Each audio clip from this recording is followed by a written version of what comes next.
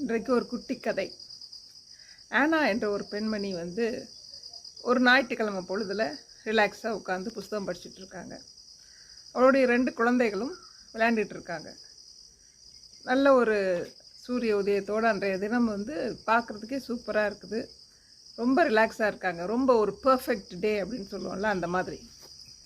திடீர்னு calling bell அடிக்குது. போய் பார்க்குறாங்க. போலீஸ் இருக்காங்க.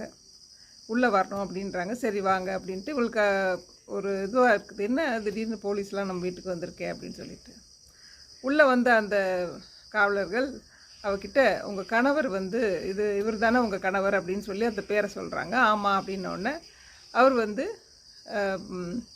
ஒரு உயர்ந்த கட்டிடத்தில் இருந்து கீழே குதித்து இறந்துட்டார், சூசைட் பண்ணிக்கிட்டார் அப்படின்னு சொல்கிறாங்க.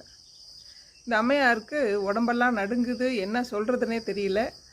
ஏன்னா அவர் காலையில் இந்த அம்மா குளிக்கும் பொழுது வெளியே போயிருக்காரு. அப்போ இந்த பசங்கக்கிட்ட எங்கேன்னு கேட்கும்பொழுது எங்களுக்கு என்ன குட் பை சொல்லிட்டு போனார் அப்படின்னு தான் சொல்கிறாங்க. கால் பண்ணி பார்க்குறாங்க, எடுக்கலை. சரி எங்கேயோ முக்கியமாக போயிருக்காரு, வந்துடுவார் அப்படின்ட்டு தான் வெயிட் பண்ணிகிட்ருக்காங்க. அவங்களுக்கு என்ன, அதாவது நல்லா யோசிச்சு பாருங்கள். திடீர்னு நம்மக்கிட்ட இந்த மாதிரி ஒரு நியூஸ் சொன்னால் எப்படி இருக்கும்?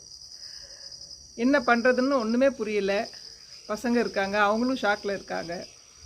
இது நடந்ததுக்கப்புறம் பார்த்திங்கன்னா அந்த அம்மையாருக்கு முதல்ல ஒரு பெரிய ஒரு வருத்தம், கோபம், ஃப்ரஸ்ட்ரேஷன் எல்லாம் வருது.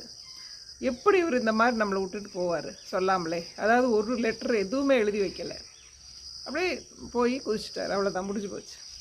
அப்புறம் தான் அவங்களுக்கு தெரியுது நிறைய கடன் சுமையும் வச்சுட்டு போயிருக்காருன்னு. அப்போ தான் இவங்களுக்கு கோபம் பல மடங்கு ஆகுது.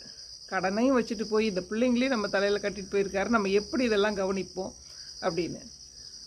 கொஞ்ச நாள், ஒரு 3 மாதத்துலேயே பார்த்திங்கன்னா இந்த அம்மையாருக்கு உடல் உபாதைகள் நிறைய வருது. திடீர்னு நடக்க முடியலை, ஒரு கேன்சர் வந்துருச்சு. அப்புறம் வாயில் உமிழ்நீரே சுரக்காமல் போகுது.